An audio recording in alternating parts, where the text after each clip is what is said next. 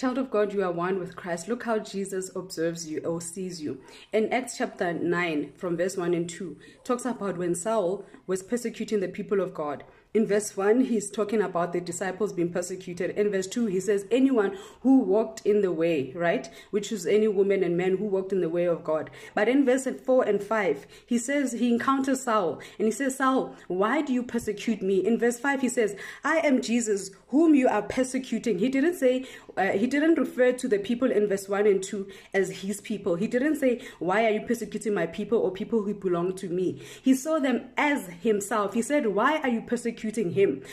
Saul was persecuting God's people, but Jesus comes back and say, why are you persecuting him? You see who you are in Christ. You are one with him. And so when somebody messes with you, Christ comes himself and deals with those enemies himself, because he sees himself being attacked. See that you are one with Christ.